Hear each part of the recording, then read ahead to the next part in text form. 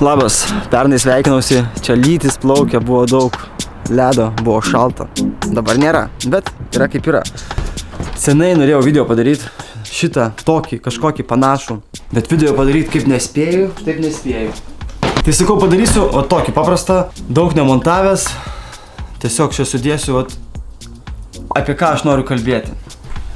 Kalbėti noriu apie renginius žiemos, jau tie renginiai važiuoja. Bėga, jau žmonės man pyksta, sako, kodėl nežinojau apie tą renginį. Nu nežinojau, nepasakiau. Nors iš tikrųjų tai sakiau ir yra kas žinojo, bet ne visi. Tai noriu čia dabar pasidalinti tokių sąrašiukų, apie kokius renginius kalbėsiu. Telefone turiu tą sąrašiuką, tai jau kai kurie renginiai prasidėjo, kai kurie jau baigėsi, kai kurie vyksta, kai kurie dar tik bus. Šie metai yra 10 metų, kaip vyksta Trakų plaukimas. Man tai yra toks kaip atskaitos taškas kažkoks, tas Trakų plaukimas, kaip prasidėjo ir kaip dabar bus 10 metis. Reiškia, aš jau 10 metų aktyviai kviečiu jūs maudytis. Darau tai kartu su Sveikuolių sąjunga. Sveikuolių sąjunga jau tą visą daro beveik 40 metų.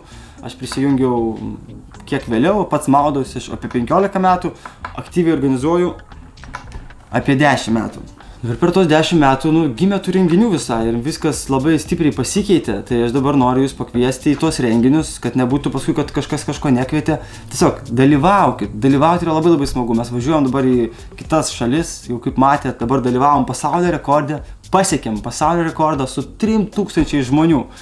Įspūdinga, tikrai pasikroviau tokios geros emocijos. Pasikroviau įkvėpimo kažką tai Lietuvoje daryti. Nesakysiu, kad kažkaip tai, man labai daug kas dabar kankina dėl to rekordo. Darom Lietuvoje, bet 3000 žmonių čia yra labai didelis skaičius. Tai apie tai aš dar vėliau papasakosiu. Nežinau, ar čia YouTube daeisiu, nes nedainuoju kito YouTube, bet kažkokiuose kitose socialiniuose tinkluose papasakosiu. Tai pasiek tos tinklus ir matysi. Atsiprašau už kažkokius galbūt mikčiojimus, aš čia labai nekarpysiu to video. Tai kad būtų tiesiog įkeltas į svajonę, kad jau pavasarį aš įkelčiau. Tai apie renginius. Ledinės nuotraukos konkursas. Kviečiu dalintis ledinę nuotrauką. Tiesiog ateis žiema, aš tikiuosi, kad ateis. Kartais taip ateina, vėl išeina tas sniegas, turiu omeny, ar ledas. Tikiuosi, kad bus to žiemos, o tada fotkinkimės, siūskim gražias savo ledinės nuotraukas į konkursą. Vienas renginys. Kitas renginys jau praėjo. Galėjot pažiūrėti video, nes tikrai kviečiau, nežinau ar matėt, plaukimas Latvijoje, tai lapkričio 21 vyko, jau apie praėjusią renginį gal ilgai nekalbėsiu, dalyvauti visą laiką verta. Kitas renginys sąraše yra gruodžio 1 maudynės, tai žiemos maudyno sezono atidarimas, baseino atidarimas, tai taip, turim naujieną Lietuvoje, Vilniui, atvirą žiemos baseiną. Tai tikriausiai jau irgi matėt, toks atidarytas yra, nuostabus, pasakiškas baseinas. Mes jį nusižiūrėjom iš Latvijos, iš Estijos, nes jie tokius baseinus turi, atvirus. Mes pamatėm pas juos, taip susižvalgėm, galvojom, o tai kodėl Lietuvoje neturim? Tada pagalvojau, o tai kas turėtų padaryti? Taip pagalvojau, tik tai čia mes turim padaryti tą, kas daugiau. Tai padarėm, įgyvendinom, naudokitės, plaukit. Žinau, kad kiti miestai turi tokį lengvą pavydą, norėtų irgi tokio. Pirmin, mes galim būti jūsų įkvėpimas, mes nuo kažko įsikvėpim, įsikvėpkit ir jūs, pastatykit pas save. Bet svarbiausia yra plaukti. Žinot, to baseino gal ir nereikia. Svarbiausia, kad tų žmonių būtų plaukiančių. Tai aš tikiu, kad tas baseinas padės žmonėm plaukti. Kas bijo, kažkokiu tai galvoja, čia ne man, tai čia vieta yra, kur gali išbandyti. Ar tai yra tau, ar tai netinka tau. Tai šitą video tikriausiai mane labiausiai ir paskatino padaryti tas sekantis renginys. Tai pasaulio rekordas, nes ne visi apie jį buvo girdėję. Aš pats, tiesą sakant, gal ir senokai, gal lapkritį sužinojau, man pasakė Lina iš Norvegijos. Tada aš susiradau tos organizatorės, pabendravom ir taip kažkaip galvoju nevažiuosiu, čia jau man per daug, nes aš jau tą sąrašą senai turiu. Galvoju, čia ir taip, tiek daug žiemos dienų, čia kiekvienas savaitgalis praktiškai po renginį. Bet kažkokiu momentu atėjo toksai į galvą, toks dingt, kad reikia važiuoti. Taigi čia dar sąlyginai arti, ne kažkur tai ten, nežinau, Aliaskoje, Vancouverį, kur nors, kur ten reiktų skristi 1 parą. Čia Norvegija. Galvoju, reikia nuvažiuoti, nes tai labai vis tiek arti to, ką darau aš. Man smalsu, įdomu ir galų galę nuvežti skrajučių, tiesiog nuvežti tą žinią, kad Lietuva yra irgi su žiemos maudynėmis, plaukimais labai glaudžiai susijusi. Ir pakviesti žmonės atvykti pas mus. Ir tikiuosi, kad atvyks. nepamenu, ar buvo pernai Norvegų pas mus plaukime. Reiktų žiūrėti registracijas, bet neabejoju, kad šiais metais jau bus. Nu, tikiuosi. Šiais metais aš turiu minti šią žiemą, nes plaukimas bus 26 metų. Tai pasakysiu kada. Dabar keliaujam toliau pagal sąrašą. Sausio 1 maudynės. Pasaulinė ruonių diena. Tai ta diena jau nežinau, kiek metų vadinama pasaulinė ruonių diena. Sveikuolių sąjunga ją vadina jau apie 30 metų tikriausiai. Tokia yra tradicija nerti sausio 1 į ledinį vandenį. Renginių mažai būna sausio 1, pakankamai rami diena, visi tokie iškritę būna, o tie vat ruoniai neria į šaltą vandenį. Aš labai kviečiu miestus susiburti į savo miesto eketės, ten kur vyksta tie renginiai, ten kur kažkas organizuoja, arba jeigu tenais tavo mieste nėra, sukurk renginį, pakvies žmonės prisijungti. Gimsta kartais naujos draugystės, nauji būreliai susikuria. Tikrai kviečiu tą išbandyti ir sausio 1 susitikti eketėj. Paskui ateina sausio 18-osios, čia toks 2 tokie renginiai, bet gerai, aš išskirsiu. Tai sausio 18, vasario 17 vyksta 30 dienų iššūkis, ir kiekvieną dieną maudynės eketėj. Tiesiog tu savo asmeniškai gali priimti su draugu ir kažkur tai tiesiog 30 dienų maudytis. Iššūkis gimė prieš 10 metų, šiais metais yra 10-asis iššūkis. Iššūkis gimė iš tiesiog noro mesti savo iššūkį, iš to tokio noro maudytis kasdieną, bet vis pritrūksta tų kažkokių tai jėgų, motivacijos tą daryti kasdieną. Tai mečiau iššūkį viešai, įkėliau video, sakiau, kad dabar kasdieną nersiu ir taip tada antrą dieną prisijungė Tadas, mes dviese nėrėm, paskui 3, 4, 5, tada į kitus miestus kažkaip išplito ir tas virusas labai išplito sėkmingai. Tai turbūt buvo tiesiog atliepta į tą tokį daugelio sunkumą, tą maudytis kasdieną ir tokį norą tą padaryti, bet vis pritrūkta to kažkokio tai mažo tokio spyrio savo į užpakalį. Tai tas iššūkis, man atrodo, tą užkabino tą vietą ir žmonės metė savo tą iššūkį ir maudėsi kiekvieną dieną. Tai čia apie iššūkį. O iššūkis prasideda dar per kitą renginį, sausio 18. Tai yra tokia naktis, kai vanduo virsta stebuklingu. Tai čia yra, vėlgi, neturbūt aišku, kad tikėjimo dalykai, jeigu tu tiki, tai tu tiki, nors, žinau, tie, kas tiki, tai jie sako, tu gali netikėti, vanduo vis tiek stebuklingas ir tu visus metus nesirgsi, tu būsi stiprus, gražus, švarus ir sveikas. Tai gali tikėti, gali netikėti, o gali paimti tiesiog, durniai, aš įsimaudysiu, tegul, o gal yra tas stebuklas kažkoks. Tai aišku, vanduo stebuklingas yra visur ir duše. Aišku, atviro vandens telkinio jėga yra, čia to negali pamatuoti, bet tai yra, tikrai yra kita jėga, negu kad tu duše maudysi, ar kad tu atvažiuosi iš tą atvirą vandens telkinį. Aišku, jis bus ir šaltesnis, bet tikrai tas jausmas duoda daug daugiau. Tas grynas oras, ta gamtos jėga, kažkaip tu ją pajauti. Kur, aišku, tik gamtoj. Duše tu pajausi dušo jėgą. Tai aš kviečiu atvažiuoti vasario 18, sausio 18 naktį prie Žaliųjų ežerų, 12 valandą mes nersim. Ir po tos nakties prasideda 30 dienų iššūkis. Tai toliau atsirado toks renginys netikėtai, sausio 24 plaukimas Lenkijoje. Jo, mes plaukt pradėjom prieš 10 metų, Trakuose pradėjom daryti tą plaukimą, bet tik tiek ir plaukdavom. Dabar pradėjom plaukti daugiau, pradėjom važinėti Latviją, Estiją, dabar važiuosim į Suomiją, Lenkiją, Latviją, Estiją, jau viską išvardinau. Jo, vyksta daugiau tų varžybų ir Suomijoje, Švedijoje, visur tose šalyse, kur yra tas šaltas vanduo, ten vyksta tie plaukimai. Ir žmonės plaukia, ten yra truputį kitas visas nusiteikimas, kitas supratimas. Mes į Lietuvą atnešam tą madą, tą kultūrą, kitą plaukimo, nes čia pas mus dabar atsirado daug tokių, kur tiesiog sulinda ir mirksta, tas vandenukas sušyla aplinkui ir taip tiesiog komfortiškiau truputėlį, o ten žmonės plaukia, ten jie įlipa ir plaukia 100 metrų, 200, 300, pabūna biškutį, pasišneka, dar nueina 100 praplaukia. Toks kitas supratimas apie tą šaltą vandenį, tą grūdinimąsi ir tą daro daug metų jau. Tai įdomu patirti, pažinti tas kitas kultūras, maudymosi šaltam vandenį.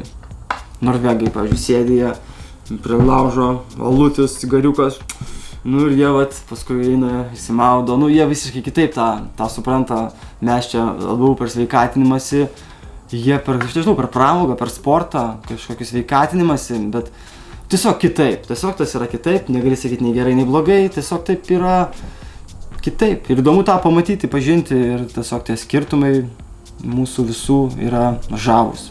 Dar nėra datos, bet čia šitoj vietoj galiu pasakyti tik tai pasiek mane socialiniuose tinkluose ir tu sužinosi datą varžybos Vilniaus Eketės baseine. Tai tokia mintis yra padaryti estafečių varžybas. Tai bus, aš kviesiu iš visų miestų, tai dabar jeigu girdi, tai suklusk ir ruoškis. Pavyzdžiui, kad 4 žmonės iš Plungės plauks 4 žmonės po 25 metrus. Estafetė. Vienas nuplaukia, paliečia sienelę, kitas startuoja, kitas. Ir tai vat estafetėmis tokia miestais pasivaržyti truputį. Kodėl aš paminėjau Plungę, nežinau. Jiems labai toli išeiti, bet vat, iš Utenos galbūt vat, 4 žmonės, iš Elektrėnų, iš Vievių, iš Lentvario, iš Kauno, iš Radviliškio, iš Raseinių. Aš labai kviesiu atvažiuoti į Vilnių ir praplaukti. Tik tiesiog turėkit minty, kad bus tokia estafetė ir ieškokit savo draugų, su kuo galėtumėt 4 plaukti. 4 žmonės. Kitas renginys, būgnai, Palangos ruoniai. Vasario 7 dieną Palangos ruonių maudynės. Tai yra analogija Norvegijai. Tai yra renginys, kuris vyksta 40 metų beveik. Tai Norvegijai tas pats, susirinkam, neriam į jūrą, bet čia mažesnis mastas. Tai noriu labai, kad būtų žmonių daugiau. Nu, mano toks yra nuoširdus noras. Ir užsakiau kepurių, 1000 berods kepurių ir dabar kviesiu visus nert su kepuriam. Tai vat, kas registruosis, gaus kepurę, tai gal nusipirks kepurę, nu tai ten bus turbūt 10 eurų registracija. Nes kas žmonės kalba apie rekordą, tai vat sakau, surinkim bent jau 1000, tada mes galim pradėti kalbėti apie tai, ar čia mes darom, ar čia kaip čia reiktų, kokia komanda, kas čia norėtų prisidėti, kažkokių užsiklausinėti, pradėti kažkur tai kokie reikalavimai, nes nu, čia yra labai didžiulis dalykas. 3000 žmonių ir dar neaišku, ar tas skaičius neaugs, nes tikėtina, kad Lenkai rekordą bandys permušti. Dabar yra 3144, kaip jau sakiau. Tai žodžiu, Palanga, tu turi būti. Vasario 7 tu turi būti. Labai labai kviečiu ir laukiu Palangoje. Tada dar atsiranda renginukas vienas. Pirčių festivalis. Dar daug neturiu informacijos, bet tik mes susitarėm su pirčių festivaliu, kad darom, kad kartu darom. Ten bus daug pirčių, ten tarkim 15 pirčių, 15 kubilų, Klaipėdoje renginys bus. Ir bus tokios maudynės, masinės maudynės irgi jūroje. Tai irgi kviesiu žmonės prisijungti, dabar jau jūs galite pasižymėti, bus, va čia bet neįrašiau, bet ne, įrašysiu. Tai va, vasario 14 pirčių festivalis. Ten kažkaip bus 14-15, 2 dienas, tai atidarimas bus 14, daug pirčių, ten bus kažkokia ypatinga pirtį, mes statysim ją ant jūros kranto, dar neturiu daug informacijos, bet vėlgi, tie patys socialiniai tinklai, aš jums dar pranešiu, būkite aktyvūs ir nesakykit, kad nekviečiau. Ir vienas laukiamiausių, nu gerai pats laukiamiausias, Trakų plaukimas. Dar iš tikrųjų laukiamas ir sekantis renginys, pasaulio čempionatas. Bet labai labai laukiamas Trakų renginys, nes jis yra visiškas mūsų kūdikis, mes jį sukūrėm per 10 metų, tai dabar bus 10 plaukimas. Kviečiu dalyvauti, registruokis jau dabar, kaina kils nuo šio mėnesio galo, ta kaina irgi nėra didelė, lyginant su tuo, ką tu gauni, tą visą emociją, tą visą eketę, vėlgi neaišku, žiema bus, nebus, kokia ta eketė bus, bet mes atiduodam ten visą širdį, ir stengiamės, kad būtų kuo geriau. Tai aš labai labai kviečiu tave būti, dalyvauti, nelaukti, registruokis dabar, mums labai svarbus tie skaičiai, kad mes matytumėm, kiek žmonių registruojasi, kiek laukti, kaip ruoštis. Tas yra svarbu. Tai kviečiu tave būti. Jeigu tu moki plaukti, tu gali plaukti iš tam renginį. Čia nereikia būti plaukiku, nes žmonės dažnai galvoja, kad ne, aš neplaukikas, čia vos plaukiu. Nu ir gerai, čia gali registruotis be laiko fiksavimo. Ten tiesiog for fun praplauk. Nors aš labai kvieščiau registruotis su laiku. Nu praplauk tuos 25 metrus laikui. Tu žinosi laiką, kitą kartą tu praplauksi pirtininkas, ką žinau. Kitą kartą, kitais metais praplauksi greičiau galbūt, turėsi su ko varžytis, su savim, kitą metą galėsi bandyti aplenkti save. Tai čia ta mintis pagrindinė tokia yra, plaukt. Nu, tai tiek apie šitą renginį, čia būtų galima plėstis ir aš dar labai norėčiau dar padaryti kokį video, aišku, vargu ar padarysiu, nes tas laikas jisai yra kažkoksai, tai nežinau, sprogęs, nebėra to laiko niekam. Bet kitas renginys yra pasaulio čempionatas ir jisai tikriausiai užbaigs mūsų visą žiemos sezoną. Na, jeigu dar nesukeisim renginio ten tų varžybų Vilniaus baseine, nebedarysim kovo mėnesį. Bet greičiausiai, kad šitas Aulų pasaulio čempionatas užbaigs mūsų žiemos sezoną. Tai vėlgi, pasaulio čempionatas atrodo, oi, čia tikrai ne man, čia jau reikia plaukikų būt, čia reikia kažkokiu būt. Nu, nereikia nieko būti, aš ne plaukikas, nu, žinot, aš ruonis. Tai čia tiesiog hobis ir tu gali atsidalyvauti pasaulio čempionate, kur plaukia, nu, tikrai greiti žmonės, plaukikai, bet ten daug skirtingų amžiaus grupių. Ten gera labai nuotaika, ten visi susirenka, ten didžiulė pirtis, nu, bent jau buvo Taline, nežinau, kaip bus Aulų, Suomijoje, bet vat ką aš galiu pažadėti, nu, nežinau, ar čia galiu pažadėti, bet manau, kad pažadėti galiu, kad nuvažiavęs į Aulų, tu rasi tikrą žiemą. Aš nežinau, ar bus Lietuvoje žiema, nieks nežino.